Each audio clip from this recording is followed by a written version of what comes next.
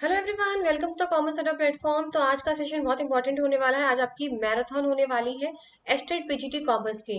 और ये क्वेश्चन आपके टॉप मोस्ट इंपॉर्टेंट टॉपिक और क्वेश्चंस में यहाँ पर लेकर आई हूँ। चलिए without wasting any time start करते हैं आज का सेशन। सबसे पहला क्वेश्चन आपकी स्क्रीन पर है। लिस्ट वन लिस्ट टू आपको मैच करना है। हिंदी इंग्लिश दोनों में क्वेश्चन आपको मिलेगा।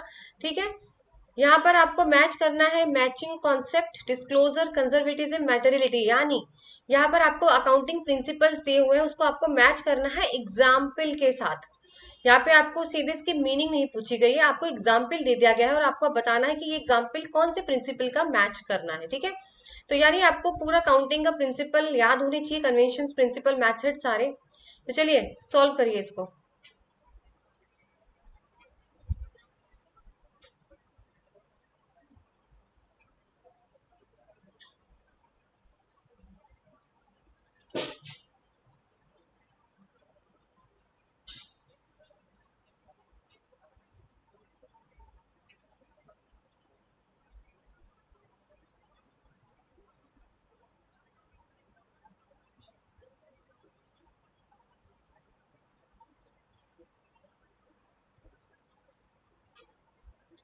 इसका जो राइट आंसर है वो आपका ऑप्शन नंबर डी है बेटा।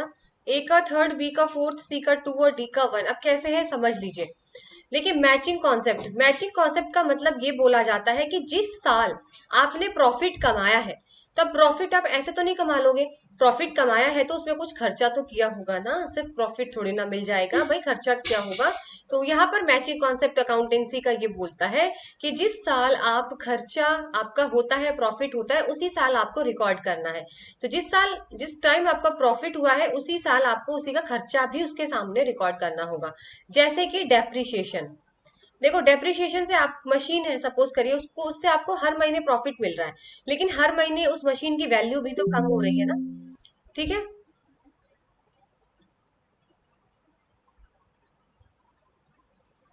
उसकी वजह से आपका क्या हो रहा है, मशीन की वैल्यू भी तो कम होती है। जैसे कार की वैल्यू डेप्रिशिएट नहीं होती चली जाती है, हर महीने उसकी कम वैल्यू है।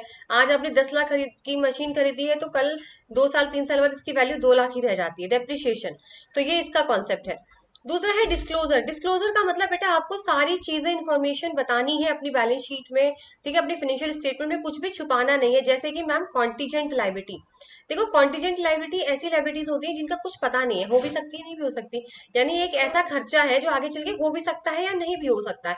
तो लेकिन यहाँ पर ये प्रिंसिपल ये बोलता है कि आपको फिर भी अपनी कॉन्टीजेंट लाइबिलिटी रिकॉर्ड करनी होगी। एक नोट बनाइए और अलग से लिखिए कॉन्टीजेंट लाइबिलिटी इतनी है। यानी आपको बताना पड़ेगा, छुपाना नहीं है। नेक्स्ट है कंजर्वेटिज्म। कंजर्वेटिज्म का आंसर हो जाएगा बेटा impairment of assets. Impairment of assets का मतलब सपोज फोन का समझिए। जैसे आज आपने 50,000 का फोन खरीदा, खरीदा कि नहीं खरीदा, लेकिन कल को वही फोन ना 6 महीने बाद 1 साल बाद उस फोन की वैल्यू 20,000 हो जाती है। ये तो आप लोग जानते हो ना। तो यही चीज बोली गई है कंजर्वेटिज्म में। ये बोलते हैं कि प्रॉफिट आप रिकॉर्ड करो या मत करो, लेकिन लॉस, जो भी संभावना होगी ना आगे लॉस होने की, उसको तो आपको अभी रिकॉर्ड करना है। समझ रहे हो, जो भी लॉस होता है वो आपको अभी भी यहाँ पर ही रिकॉर्ड करना है, चाहे वो आगे चल के हो या ना हो, लेकिन आपको लिखना अभी पड़ेगा। ठीक है ना। जैसे इम्पेयरमेंट ऑफ एसेट्स। लास्ट है आपका मटेरियलिटी। मटेरियलिटी का मतलब होता है जो चीज जरूरी है सिर्फ वही दिखाइए। ये नहीं कि सब कुछ ही दिखा डाला। जो चीज जरूरी है अपने स्टेटमेंट में सिर्फ वही दिखाइए। छोटे छोटे खर्चे जो है वो आप मिसलेनियस एक्सपेंसेस में डाल दीजिए। ये छोटे छोटे खर्चे अब आप छोटे छोटे खर्चे थोड़ी ना अलग से मेंशन करोगे, है ना। आप मिसलेनियस एक्सपेंसेस डाल दो कि छोटे मोटे खर्चे उसके अंदर आ जाएंगे। तो ए का थर्ड, बी का फोर्थ, सी का सेकंड और डी का फर्स्ट।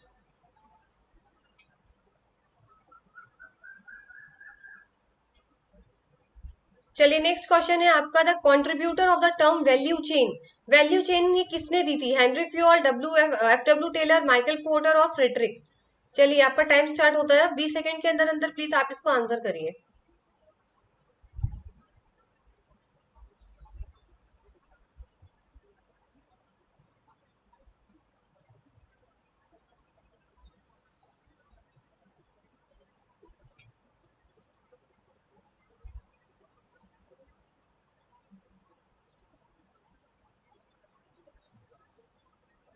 इसका राइट आंसर है option number C, Michael porter.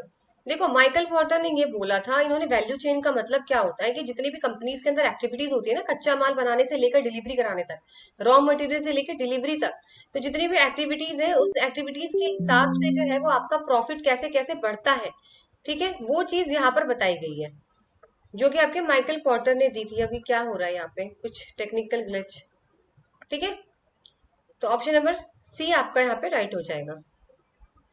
चलिए नेक्स्ट क्वेश्चन है, segment reporting is governed by accounting standard 16, 17, 19 और 21। सेगमेंट रिपोर्टिंग कौन से अकाउंटिंग स्टैंडर्ड के अंदर आता है? चलिए your time starts now, within 20 seconds you have to solve this question. फिर भी मैं बहुत ज्यादा दे रही हूँ इन क्वेश्चंस को, तो आपको 10 सेकंड में सॉल्व करना चाहिए, क्योंकि वन लाइनर क्वेश्चन है ये। इसमें आपको सोचना थोड़ी ना, आएगा तो आप लगा दोगे, नहीं आएगा तो फिर आप बैठे रहो 1 घंटा, वो नहीं आएगा। इसमें आप तुक्का नहीं लगा सकते हो। Accounting standard 17, option number B is your right answer. देखो 17 में ये बताता है, जैसे कंपनीज के अलग अलग सेगमेंट्स होते हैं ना, जैसे आप अंबानी जी को लेके चलो, अंबानी के हॉस्पिटल्स है, अंबानी का पता नहीं 10-10 चीजें बिजनेस है, फोन थोड़ी ना ऐसे खाली सिम थोड़ी ना, और भी बहुत कुछ है। तो वो सबके अलग अलग किस तरीके से रिपोर्ट तैयार करनी है, वो सेगमेंट रिपोर्टिंग के अंदर आता है, ठीक है, अकाउंटिंग स्टैंडर्ड 17। चलिए नेक्स्ट न्यूमेरिकल क्वेश्चन है, यहाँ पे थोड़ा सा टाइम ज्यादा ले लीजिए आप। पीके limited forfeited 2000 shares of ₹10 each for non-payment of final call amounting to ₹4 each if after the entire shares were reissued as fully paid ₹3000 were transferred to capital reduction reserve account, shares were reissued for। आपको ये बताना है कि पीके limited company थी, उसने जो है वो 2000 शेयर्स को जब्त किया, ठीक है, 2000 शेयर्स को ₹10 ईच प्रति शेयर होगा, ठीक है, शेयर के अंतिम कॉल का भुगतान ना करने के कारण उन्होंने जब्त कर लिया। तो अभी सभी शेयरों को अगर पूर्ण चुकता के रूप में फिर से जारी रीइश्यू करा जाए, तो 3000 तो आपको रखने ही रखने अपने पास खाते में। तो कितने में आपने शेयर्स रीइश्यू करे वो आपको बताना है, यानी आपने कितने में शेयर्स रीइश्यू करे जिसमें से 3000 तो आपके पास भी रहेंगे आपके रिजर्व में। तो ये आपको सॉल्व करना है, इसके लिए थोड़ा टाइम मैं आपको एक्स्ट्रा दे देती हूँ, क्योंकि इट्स न्यूमेरिकल क्वेश्चन, तो टाइम लग जाएगा करने में। नहीं तो मैं आपको एक शॉर्ट तरीके से फिर इसको आपको बताऊंगी इसको सॉल्व कैसे करना है।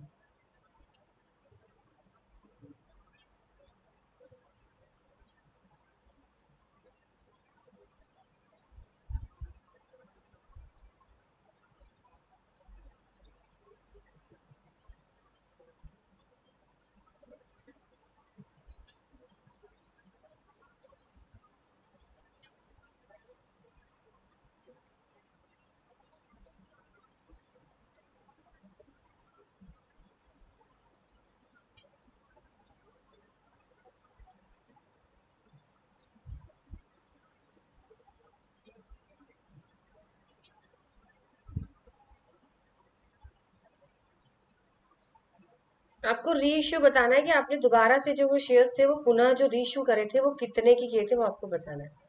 देखो इसका एक छोटा सा तरीका बताती हूँ मैं यहाँ सॉल्व करने का। सबसे पहले मैं आपको इतना बताती हूँ, सपोज करिए आपके गुल्लक में आपके पास 2000 रुपए थे शेयर्स के, ठीक है, ये तरीका बहुत इजी है, इसी से याद करना आप लोग। 2000 शेयर्स थे मैम। अब आप सिंपल सा बता दो आपको कितने मिले हैं, क्योंकि ₹4 फाइनल कॉल के मिले नहीं है आपको। आपको 4 नहीं मिले तो 10 में से कितने मिल गए, 6 तो मिल गए ना आपके मैम। तो अभी आपके पास टोटल कितना है बेटा, 2000 में 6 का मल्टीप्लाई कर दो, 12,000 रुपए है आपके पास अभी, ठीक है। अभी आपके पास कितने हैं, 12,000 रुपए हैं, क्योंकि 6 मिले हैं ना आपको, 4 नहीं मिले ना, तो 12,000 हो गए। अब यहाँ पर बेटा ये बोला गया है, अब आप देखिए कि 3000 जो है ना मैम हमारे हमें रखना है, 12,000 में से 3000 रुपए बेटा हमको अपने पास रखने हैं। और जितना हमारे पास 3000 तो रखने ही रखने हैं 12 में से अपने गुल्लक में, बाकी के मुझे दे देने हैं, बाकी के मुझे दे देने हैं। तो अगर आप 12,000 में से 3000 अपने पास रख लोगे, 3000 तो मुझे अपने पास ही रखने हैं गुल्लक में, और बाकी के मैं दे दूंगी, तो आप डिस्काउंट पे ही तो दे रहे हो ना। तो बाकी के अगर आप दे दोगे, 12 में से 3 गया तो बेटा कितने बचे, 9,000। तो यानी आपने 9,000 पे क्या किया, डिस्काउंट पे इश्यू कर दिए आपने, ये दे दिए, ठीक है। कितने पे किए मैम, 9,000 पे। आ रही है बात समझ में यहाँ पे, बस खत्म यहीं पे कहानी, 9,000 पे इश्यू करें। लेकिन अभी टोटल शेयर्स कितने हैं, टोटल शेयर्स तो 2000 शेयर्स थे, ₹10 प्रति, यानी 20,000, ठीक है, 20,000 है ना टोटल शेयर्स तो। भाई 20,000 ही तो हुए, 2000 के शेयर है, ₹10 का एक शेयर है, तो मल्टीप्लाई कर दो 10 से, कितने हो गए? 20,000 पूरा शेयर है हमारे पास।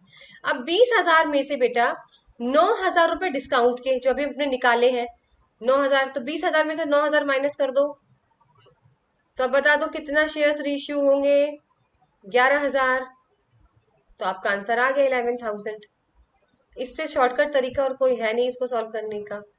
11,000 is right answer, option number B. Simple सा अपने हिसाब से सोचो, आपके पास गुल्लक था और आपके पास 2,000 जो थे शेयर्स, उसमें से 6 रुपए आपको दे दिए गए थे किसी को। सपोज करिए आपने किसी को पैसे दिए थे और उसने आपको सिर्फ 6 रुपए लौटाए हैं 10 में से, और आपको 4 रुपए नहीं लौटाए, तो अब आपके पास 2,000 की वैल्यू के हिसाब से 6 शेयर्स मिले हैं। 10 तो टोटल है ना, आपको कितने मिले हैं भाई 10 में से? हमें तो मैम 6 ही मिले, क्योंकि 4 का तो उसने दिया ही नहीं हमें। तो 2,000 में 6 का मल्टीप्लाई कर देंगे 12,000। अब मैंने आपसे बोला है बेटा गुल्लक में 12,000 में ना कम से कम खर्च करने तुम जा रहे हो, लेकिन 3,000 तुम्हें अपने पास ही रखने हैं। पूरा गुल्लक खाली नहीं करना, 3,000 तो गुल्लक में होने चाहिए। तो 3,000 अगर गुल्लक में होते हैं तो 12 में से 3 घटा दोगे तो 9,000 आपने दे दिए डिस्काउंट समझ के, ठीक है, आपने दे दिए। अब टोटल शेयर्स कितने हैं? वैसे तो 2,000 इंटू 10, वैसे तो 2,000 इंटू 10 यानी टोटल तो 20,000 हमने जब्त करने थे, पर हम कर नहीं पाए क्योंकि 4 मिले नहीं। पर टोटल तो 20,000 शेयर्स है ना। अब उनमें से 9,000 डिस्काउंट रेट पे आपने दे दिए, तो कितना बचा आपके पास? 11,000। बस आ गया answer.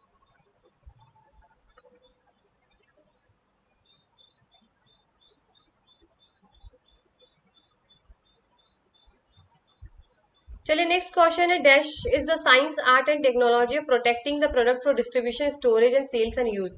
Your options are packet, packaging, packing, labelling. बताइए कौन सी ऐसी टेक्नोलॉजी है जो हमारे प्रोडक्ट को प्रोटेक्ट करती है, बचाती है, सुरक्षा करती है?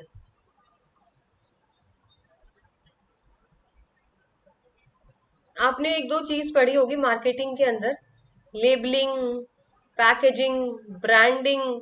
तो वही आंसर है इसका, option number C, packaging. Packet ही तो होती है जो स्टोर करके रखती है, किसके अंदर रखते हो? रैपर के अंदर स्टोर करके रखती है। जो रैपर होता है वो पैकेजिंग ही तो होती है। कुछ कुछ चीजों की पैकेजिंग इतनी अच्छी होती है उसमें चीजें खराब नहीं होती, है ना, ड्यूरेबिलिटी ज्यादा होती है, तो पैकेजिंग ही इसका राइट आंसर होगा। लेबलिंग तो उसके ऊपर जो बेटा लिखा रहता है ना, सारी चीजें, इंस्ट्रक्शंस वगैरह सब कुछ लिखे रहते हैं, वो लेबलिंग होती है। चलिए नेक्स्ट क्वेश्चन है, upon redemption of debentures the amount lying in the debenture redemption reserve which is no longer required to be retained shall be transfer to capital reserve, security premium account, revaluation reserve and general reserve.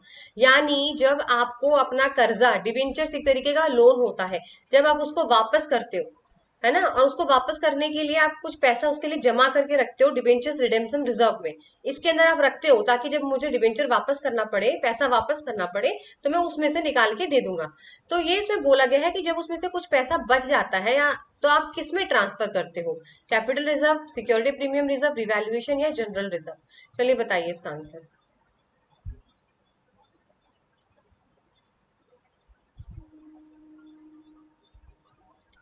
भाई debentures redemption reserve बनाते हैं ताकि हम जब पैसा वापस करें 10 साल बाद, 20 साल बाद, तो हम एक रिजर्व बनाते हैं ताकि, डिबेंचर्स रिडेम्पशन रिजर्व, ताकि हम उसमें से ही वापस कर सकते हैं पैसे, ठीक है।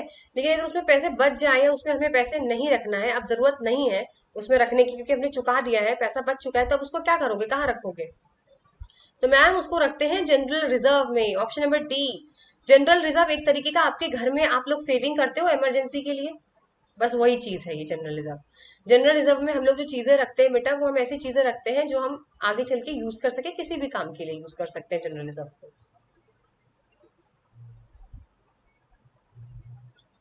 चलिए नेक्स्ट क्वेश्चन है, which of the following is not included in Michael Potter generic strategy approach?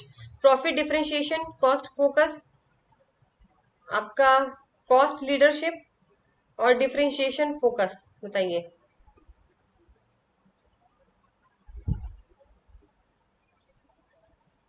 Michael Potter की जेनरिक स्ट्रेटेजी में से कौन सा नहीं है?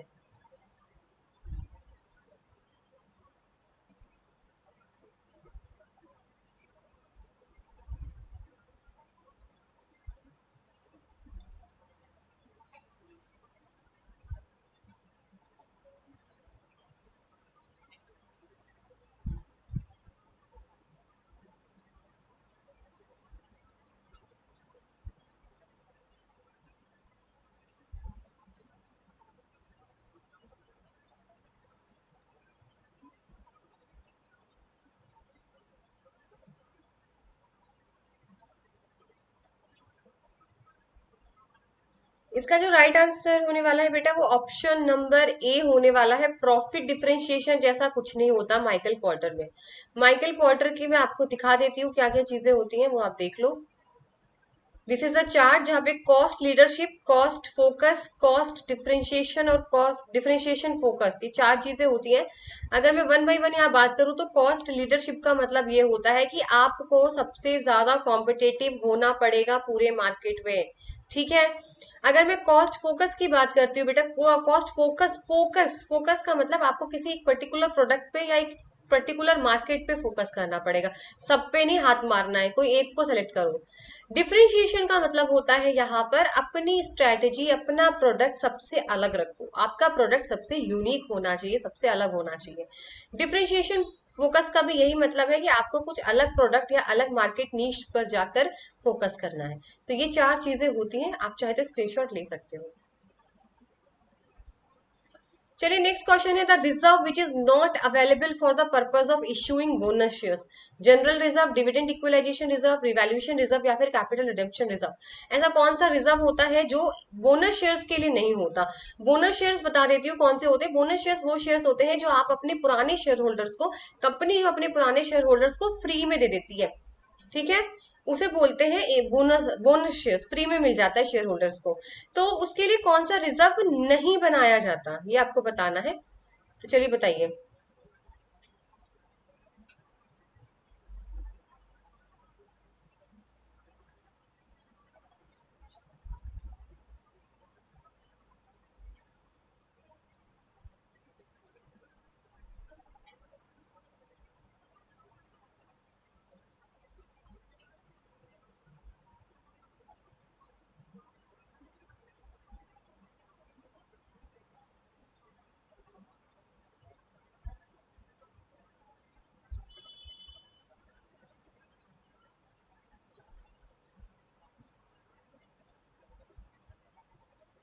इसका राइट आंसर है रिवैल्यूएशन रिजर्व। रिवैल्यूएशन रिजर्व यहाँ पे तो सुनाई नहीं देता, मैं भी तो एडमिशन के टाइम आता है, याद करो। पार्टनरशिप के अंदर आता है रिवैल्यूएशन। ये शेयर्स के अंदर कहाँ से आ गया रिवैल्यूएशन रिजर्व? रिवैल्यूएशन रिजर्व वो रिजर्व होता है बेटा जब आप अपने एसेट्स की वैल्यू बहुत ज्यादा बढ़ा चढ़ा कर दिखा देते हो। ऐसा असलियत में नहीं होता, पर आप दिखाने के लिए दिखा देते हो, आपके पास कुछ नहीं है। ठीक है। वो चीज उसके लिए रिवैल्यूएशन रिजर्व बनाया जाता है। तो ऑप्शन नंबर सी करेक्ट हो जाएगा। चलिए नेक्स्ट क्वेश्चन है, whether the statement is true और फॉल्स आपको बताना है। पहला है कंपनी लिमिटेड बाय शेयर्स में issues irredeemable preference shares except as provided in section 54 a company shall not issue shares at discount. बताइए कौन सा स्टेटमेंट सही है और कौन सा गलत है, ये आपको बताना है।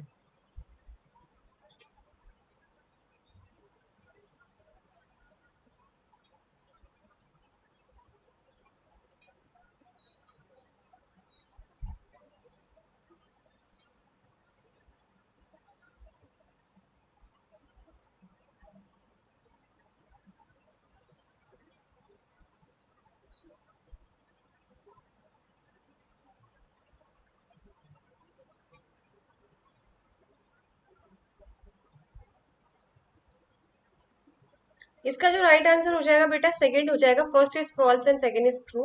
पहला वाला फॉल्स क्या है? देखो पहले वाला बोलता है कि कोई भी कंपनी अपने शेयर्स इश्यू करेगी लेकिन कभी वापस नहीं करेगी। ऐसा कभी नहीं होता। कंपनी एक्ट ये बोलती है ऐसा कोई इश्यू नहीं है जो कोई ऐसा शेयर्स नहीं है जो वापस ना करा जाए।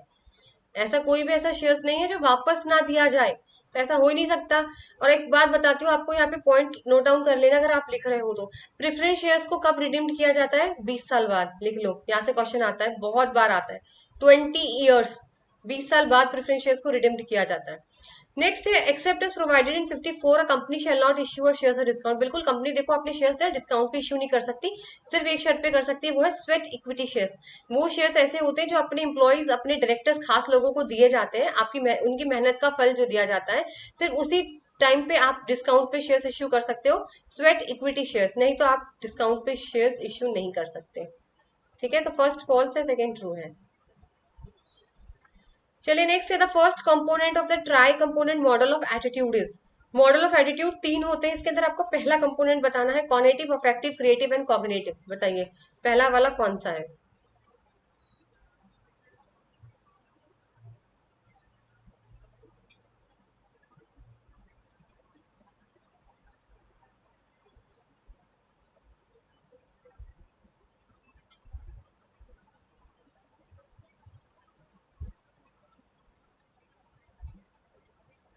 चलिए बताइए पहला वाला कौन सा है।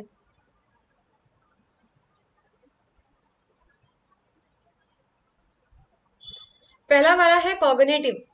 तीन तरीके के यहाँ पे एटीट्यूड के बेटा होते हैं कंपोनेंट, जो आप यहाँ पे देख लो चार्ट से। पहला कंपोनेंट होता है बेटा कॉग्निटिव, जो आप दिमाग से सोचते हो। दूसरा होता है अफेक्टिव, जो आप फील करते हो, इमोशंस। तीसरा होता है बिहेवियरल, यानी उस चीज को एक्शन में लाना, जो चीज आप फील कर रहे हो उसको एक्शन में लाइए, उसको करिए, प्रैक्टिकल करिए। ठीक है, ये तीन कॉग्निटिव होते हैं।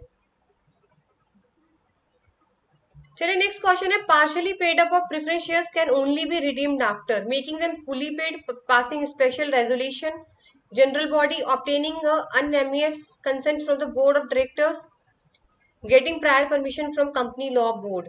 यानी ये बोला गया है कि ऐसे शेयर्स जो आप कब रिडीम कर सकते हो, जब वो पार्शियली पेड किया गया हो, पूरा नहीं पे किया गया है, आंशिक रूप से चुकाया गया है, तो उसको कब आप वापस करोगे, कब किया जा सकता है, ये आपको बताना है।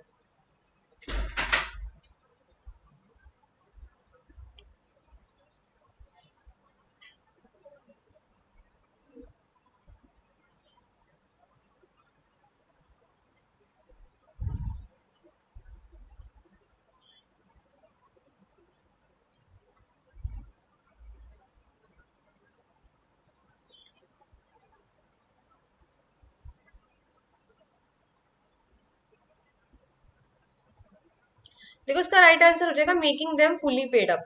यानी यहाँ पे सिंपल सी भाषा में ये बोला गया है कि बेटा प्रेफरेंस शेयर्स को आप तभी वापस कर सकते हो, रिडीम कर सकते हो, जब आपको पूरा मिल जाए, नहीं तो आप नहीं करोगे।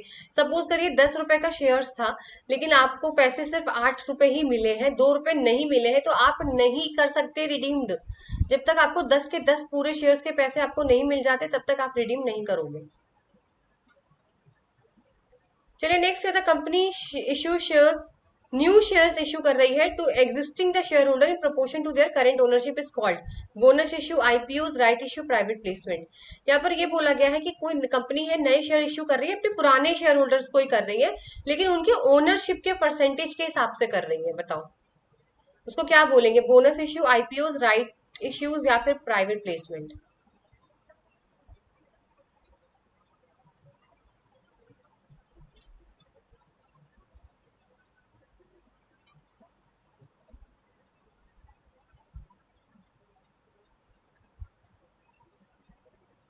बोनस इश्यू में बता चुकी हूँ आपको, बोनस इश्यू नहीं होगा। इसका राइट आंसर होगा राइट इश्यूज। राइट इश्यू बेटा वो शेयर्स होते हैं जो कंपनी नए शेयर्स अपने पुराने ही शेयर होल्डर को देती है, लेकिन पर्टिकुलर परसेंटेज पे देती है। जैसे सपोज करिए मैं किसी कंपनी में शेयर होल्डर हूं, तो मैंने 10% शेयर्स वहां के खरीद रखे हैं, तो अभी जब मुझे राइट इश्यूज मिलेंगे, शेयर्स मिलेंगे, नए शेयर्स, वो भी मुझे 10% ही मिलेंगे। इसका मतलब ये था। ठीक है, और राइट इश्यू शेयर्स फ्री में नहीं मिलते, बोनस फ्री में दिया जाता है। अपने ही पुराने शेयर को राइट इशू में पैसे देने पड़ेंगे मुझे। ठीक है,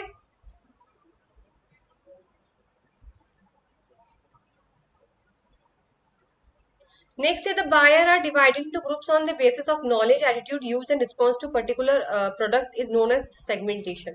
प्रोडक्ट, बिहेवियरल, प्राइस या जोग्राफिकल। किसी भी कस्टमर्स को अगर हम उनके नॉलेज के हिसाब से, उनके एटीट्यूड, उनके लॉयल्टी के हिसाब से, वो किस तरीके से प्रोडक्ट यूज कर रहे हैं, कितनी बार कर रहे हैं, उसके हिसाब से अगर हम डिवाइड करें, तो मार्केट का कौन सा सेगमेंटेशन यहाँ पे आता है। देखो सेगमेंटेशन आपको याद होना चाहिए, बिहेवियरल, ज्योग्राफिकल, डेमोग्राफिक, कल्चरल, ठीक है, सोशल। अब देखो प्रोडक्ट और प्राइस तो है नहीं, डिलीट करो। बचा बिहेवियरल और ज्योग्राफिकल। ज्योग्राफिकल का मतलब होता है लोकेशन के हिसाब से, कौन कितनी दूर, कौन कितनी पास, इस तरीके से। तो बचा क्या, बिहेवियरल आपका राइट आंसर हो जाएगा। ठीक है, सारे सेगमेंटेशन आपको लर्न करने हैं इसमें। चलिए नेक्स्ट क्वेश्चन है, arrange the following steps in sequence, slump, recession, boom, recovery. इनको आपको सीक्वेंस में लगाना है, लगाइए।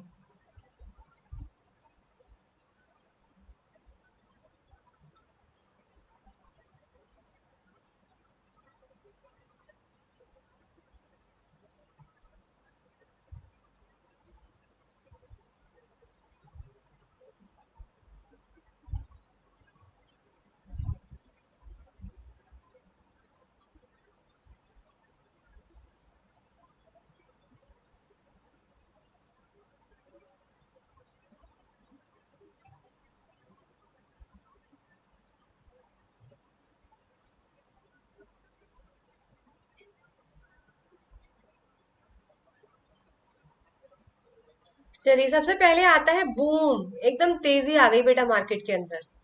तेजी आने के बाद क्या होता है, रिसेशन, अब थोड़ी सी मंदी आ गई है।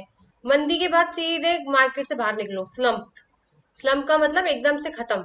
फिर उसके बाद फिर से रिकवरी करिए, फिर से वापस आइए। 3214 आपका आंसर सही हो जाएगा, 3214 ऑप्शन नंबर डी। ठीक है। सबसे पहले आता है बूम, एकदम से तेजी, फिर मंदी होने लगती, फिर एकदम से मार्केट से आउट हो जाते हो आप, लेकिन फिर आप दोबारा वापस आते हो, ठीक है, मार्केट के अंदर अपनी तैयारी के साथ।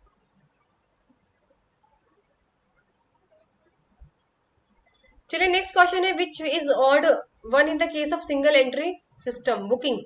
सिंगल एंट्री बुकिंग के कौन सा इसमें से टाइप नहीं है, ये बताना है आपको। Pure single, simple single, quasi single या फिर मिक्स्ड सिंगल एंट्री, बताइए कौन सा इसमें से नहीं है, यानी इसका टाइप नहीं है, ये आपको बताना है।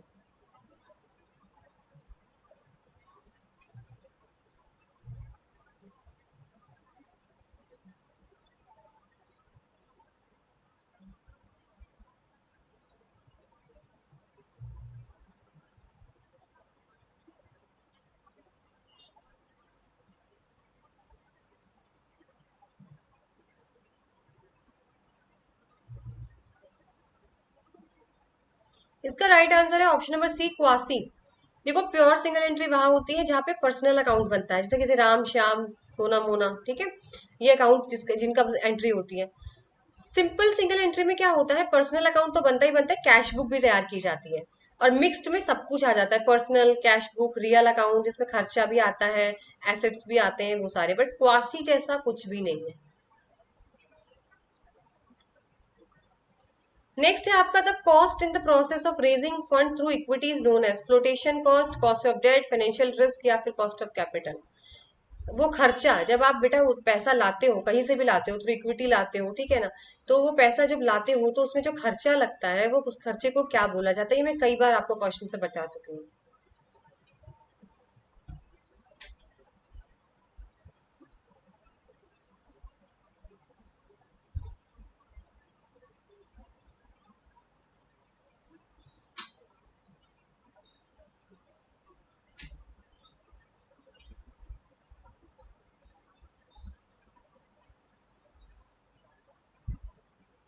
जब हम कहीं से भी फंड लाएं और उसके बीच में कोई खर्चा हो तो उसे बोलते हैं फ्लोटेशन कॉस्ट। जैसे रजिस्ट्रेशन का, फीस का, अंडर राइटिंग कमीशन, ब्रोकरेज देना, ब्रोकर को देना, ठीक है, तो वो सारे होते हैं फ्लोटेशन कॉस्ट।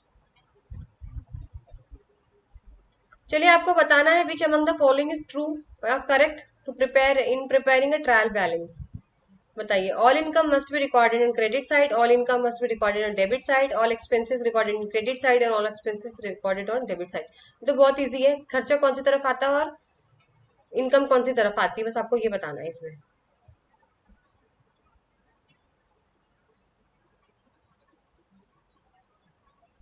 ये तो बहुत इजी है, इनकम क्रेडिट साइड होता है और खर्चा डेबिट साइड होता है, तो 1 और 4 इसका राइट आंसर हो जाएगा। भाई, जो इनकम होती है वो तो क्रेडिट हुई ना आपके पास आई, और डेबिट होता है आपका खर्चा। बस यही बताना था आपको, फर्स्ट और फोर्थ सही है आंसर इसका। चलिए, नेक्स्ट क्वेश्चन है, measuring cost and value of human resources for organisation is related to human resource accounting, social accounting, financial accounting, human resource auditing. देखो, जो आपकी कंपनी में लोग काम कर रहे हैं, लेबर है, एम्प्लॉयज है, उनकी कीमत के बारे में बात करी जा रही है। उनकी कीमत आप किस तरीके से उनकी वैल्यू निकालोगे, किस, क्या बोलते क्या है उसको, टर्म बताना है आपको। सोशल अकाउंटिंग, देखो सोशल फाइनेंस, इनमें तो ह्यूमन की बात ही नहीं की जा रही है। लास्ट ऑप्शन है ऑडिट, ह्यूमन रिसोर्स का ऑडिटिंग। ऑडिटिंग में हम वैल्यू नहीं करते, वेरीफाई करते हैं। बचा क्या, ह्यूमन रिसोर्स अकाउंटिंग, इसमें हमें ह्यूमन की वैल्यू को हम लोग मेजर करते हैं जो आपके कंपनी में काम कर रहे हैं। Option number A. चलिए, नेक्स्ट क्वेश्चन है, which chart is use to identify the changes और the trend that exist in series of data, line arithmetic chart, pictograph, pie chart, bar graph. ऐसा कौन सा चार्ट है जो भी कोई भी चेंजेस आता है डेटा के अंदर, कोई भी ट्रेंड है, कोई भी चेंज आ रहा है, तो किसके थ्रू आप दिखाते हो उसको, कौन सा चार्ट यूज करते हो।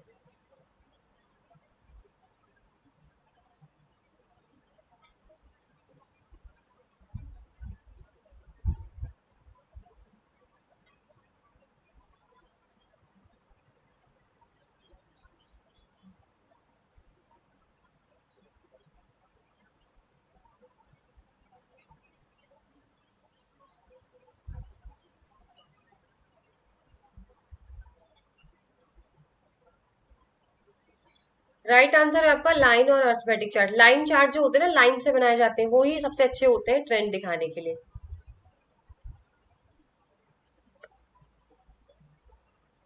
चलिए नेक्स्ट है, which of the following is not exempted from GST. GST में कौन सा छूट नहीं है? Interest, travelling expenses claim by staff, interstate sale या supply of service to the government. किसमें जीएसटी की छूट नहीं मिलती है, ये आपको बताना है।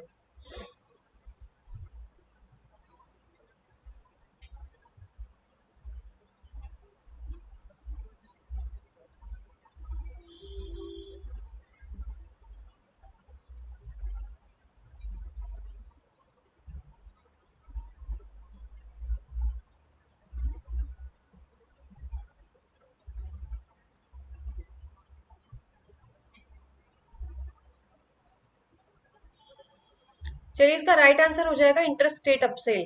अरे भाई, जब एक स्टेट से, सपोज करिए गुजरात से दिल्ली अगर कोई सामान भेजा जा रहा है या आ रहा है, तो उस पर किस तरीके की जीएसटी की छूट मिलेगी आपको? कोई छूट नहीं मिलती, जिसे बोलते हैं आईजीएसटी।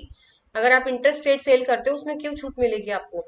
ब्याज में मिल सकती है, ट्रैवलिंग एक्सपेंस में मिल सकती है, अगर कोई सर्विस गवर्नमेंट सरकार की अगर सेवाओं की आपूर्ति देने पर भी छूट मिल जाएगी, लेकिन इंटर स्टेट सेल में छूट नहीं मिलती जीएसटी की। ठीक है। चलिए नेक्स्ट क्वेश्चन है, the pricing strategy in which the company charges the same price plus freight to all the customer regardless of their location is known as.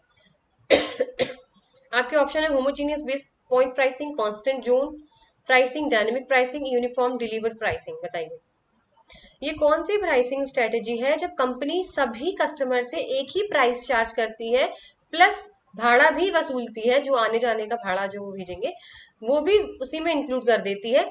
ये नहीं देखती कौन कहाँ से क्या है, चाहे आप कहीं भी रह रहे हो, वो सब, चाहे आप अमेरिका में नहीं है, इंटरेस्ट इंटरनेशनल नहीं जाना है, यानी आप कहीं भी रह रहे हो पूरे इंडिया में, चाहे गुजरात रह रहे हो, कोलकाता रह रहे हो, आपसे सेम प्राइस ही चार्ज किया जाएगा, पर उसमें भाड़ा भी इंक्लूड कर लेते हैं ये लोग पहले से। उसको क्या बोलते हैं?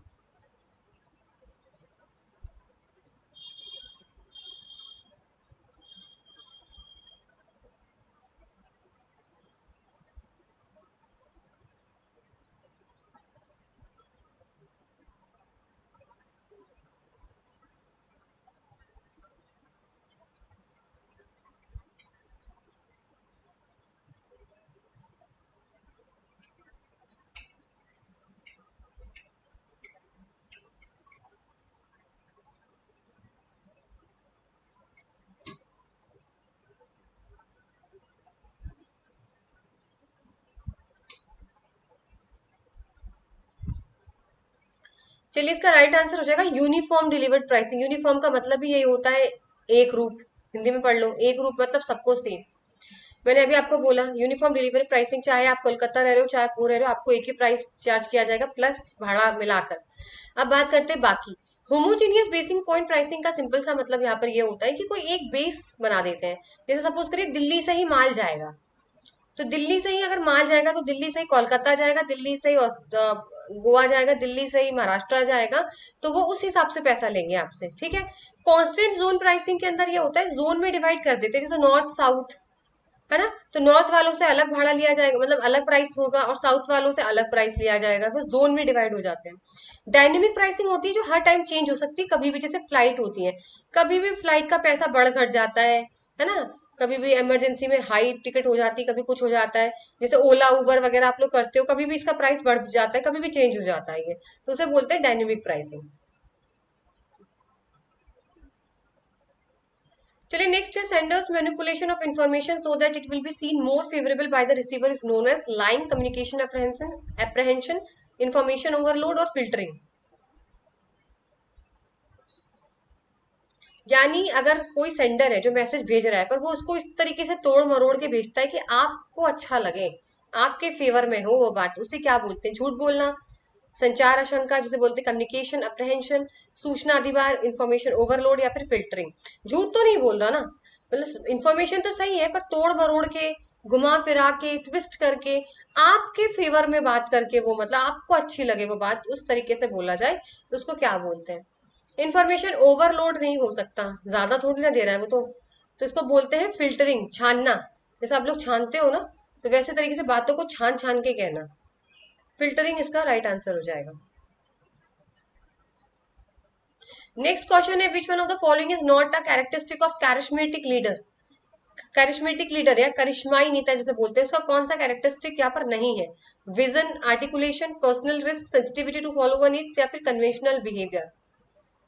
आप लोग किसी से अट्रैक्ट होते हो, करिश्मेटिक लीडर का यही मतलब है किसी से अट्रैक्ट होना। तो क्यों अट्रैक्ट होते हो किसी से? उसके अंदर कुछ तो होता होगा। तो आपको नहीं बताना है कौन सा इसमें से नहीं है।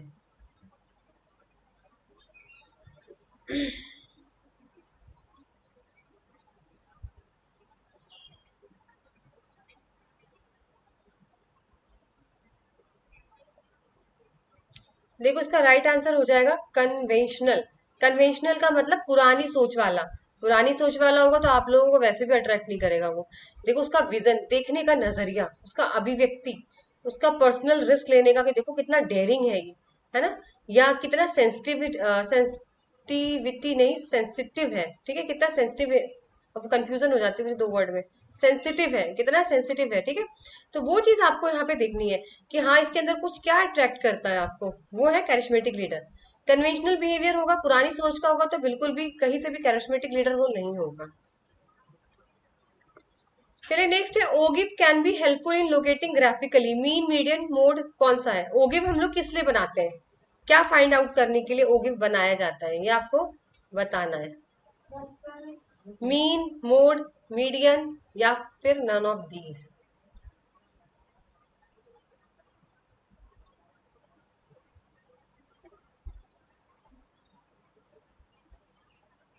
देखो मीडियन निकालने के लिए ओगिव बनाया जाता है, जिसमें देखो एक होता है लेस देन, एक होता है मोर देन, इस तरीके से बनता है, और जो बीच का इंटरसेक्शन पॉइंट होता है ना बेटा, ये होता है मीडियन, ठीक है, इसे बोलते हैं मीडियन। तो ये मीडियन निकालने के लिए बनाया जाता है। बाकी मोड के लिए तो हिस्टोग्राम सबसे बेस्ट होता है, और मीन तो फॉर्मूले से निकलता है। चलिए नेक्स्ट क्वेश्चन है, arrange the following in a proper sequence. Distribution channel का सीक्वेंस बताना है, agent, retailer, customer, manufacturer, wholesaler. बहुत इजी है, फटाफट बताइए।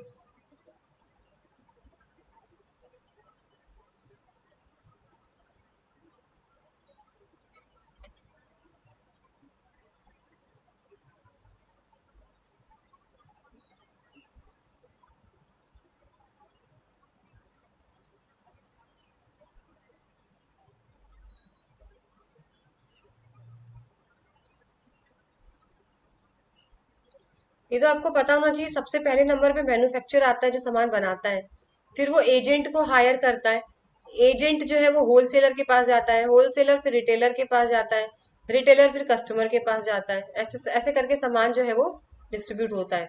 2 4 5 1 3, ठीक है। DAEBC, ऑप्शन नंबर 2 करेक्ट हो जाएगा।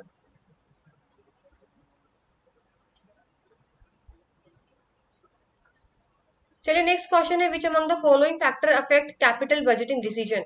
जब आप किसी भी चीज में इन्वेस्ट करते हो, वो भी फिक्स एसेट्स, बड़ी चीजों में इन्वेस्ट करते हो, तो कौन कौन से फैक्टर्स आपको सोचने पड़ते हैं? Flotation cost, cash flow, control consideration, rate of return, या फिर इन्वेस्टमेंट क्राइटेरिया इन्वॉल्व, बताइए। कैपिटल बजटिंग डिसीजन, देखो फ्लोटेशन कॉस्ट मैंने अभी आपको बताया, जब फंड रेज करते हैं तब देखा जाता है, तो इसका मतलब नहीं है। देखो कैपिटल बजटिंग डिसीजन लेते हैं ना, सबसे पहले कैश फ्लो देखते हैं, यानी कितना कैश आएगा और कितना कैश जाएगा, तो बी करेक्ट है। कंट्रोल नहीं देखते बेटा, कंट्रोल का कोई लेना देना नहीं है। फिर है रेट ऑफ रिटर्न, अब आपने जितना पैसा लगाओगे उस पर कितना रिटर्न मिलेगा आपको, आप वो देखोगे। तीसरा है इन्वेस्टमेंट क्राइटेरिया, बिल्कुल देखोगे। इन्वेस्टमेंट क्राइटेरिया, जहां पैसा लगाने वाले हो तो उसमें क्या क्या चीजें चेक करी जाती हैं आपकी, याद करो, एनपीवी, आईपीवी, प्रॉफिटेबिलिटी इंडेक्स, ये सारी चीजें चेक करके हम लोग इन्वेस्टमेंट करते हैं, ऐसे नहीं इन्वेस्ट कर देंगे। तो आपका बी, डी और ई राइट आंसर हो जाएगा, ठीक है, बी डी ई। आपका B D E is your right answer, ये तीनों चीजें देखेंगे तब जाके हम इन्वेस्ट करते हैं। चलिए नेक्स्ट क्वेश्चन है, that part of a brand which can be recognise but can not be utterable is called. यानी ऐसा कौन सा ब्रांड का पार्ट का नाम है जिसे हम बोल नहीं सकते पर पहचान सकते हैं? ब्रांड का नेम, ट्रेडमार्क, ब्रांड मार्क, या पेटेंट। अब ब्रांड का ही पार्ट है वो, ठीक है, बताइए ऐसा कौन सा यहाँ पर ऑप्शन है जिसको हम बोल नहीं सकते पर हम उसे पहचान सकते हैं। याद करो क्या चीज हो सकती है प्रोडक्ट में, वो चीज।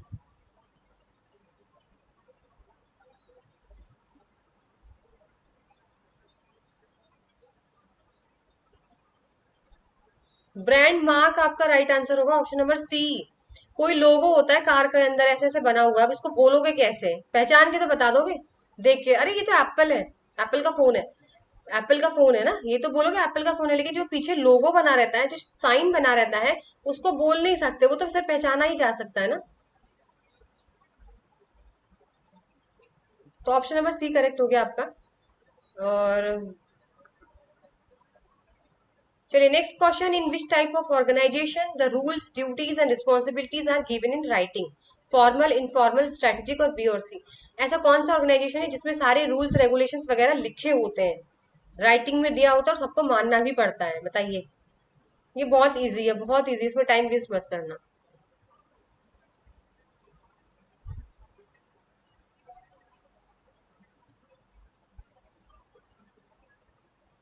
इसका राइट आंसर है option number A, formal organisation. Formal में डिसिप्लिन होता है, हायरार्की होती है, scalar chain, top to bottom, bottom to top, सब एकदम डिसिप्लिन में काम होता है। लेकिन इनफॉर्मल में क्या होता है, गॉसिप करते हैं, कोई रूल्स रेगुलेशन नहीं होता। जैसे ऑप्शन नंबर ए करेक्ट हो जाएगा। चलिए ये आपका मैच द कॉलम क्वेश्चन है, ये लगाइए। इसमें कॉन्सेप्ट दिए हुए मार्केटिंग के चार, प्रोडक्शन, प्रोडक्ट, सेलिंग, मार्केटिंग, और इसके मैच करने हैं आपको, करिए।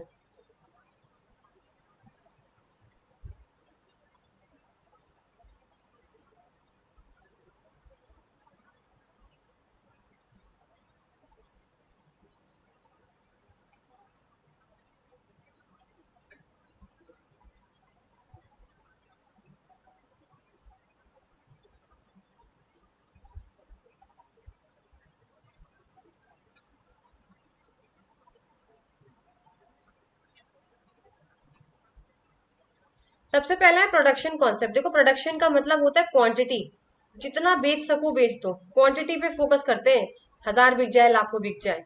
प्रोडक्ट की बात करें बेटा, प्रोडक्ट करता है क्वालिटी पे फोकस, कि प्रोडक्ट जो हम बना रहे हैं उसकी क्वालिटी अच्छी हो। सेलिंग का होता है अग्रेसिव सेलिंग टेक्निक्स। कभी कभी हम लोग बहुत दबाव देने लगते हैं कि खरीदो खरीदो, बेच बिक जाए, बस बेचने से मतलब है, जल्दी जल्दी बेचो है। तो ऐसे ऐसे टेक्निक यूज करते हैं कि बस सामान बिक जाए। मार्केटिंग का मतलब होता है सेटिस्फेक्शन। मार्केटिंग का सिंपल सा मतलब होता है कस्टमर की नीड के अकॉर्डिंग सामान बनाइए और कस्टमर को सेटिस्फाई करिए। ठीक है, तो ए का आपका हो जाएगा सेकंड, और बी का फोर्थ, सी का आपका थर्ड, और डी का आपका फर्स्ट। ऑप्शन नंबर टू आपका यहाँ पे करेक्ट हो जाएगा। देखो एक ही क्वेश्चन में मैंने चारों कॉन्सेप्ट आपको बता दिए यहाँ पे। Now here is your last question, आपको फिर से मैच करना है। Fix capital, working capital, interest coverage ratio और फाइनेंशियल लेवरेज, इसको आपको मैच करना है। सामने दिया हुआ है, हिंदी में भी दिया हुआ है, इंग्लिश में भी दिया हुआ है। ये रहा हिंदी में, हिंदी वाले एक बार देख लो।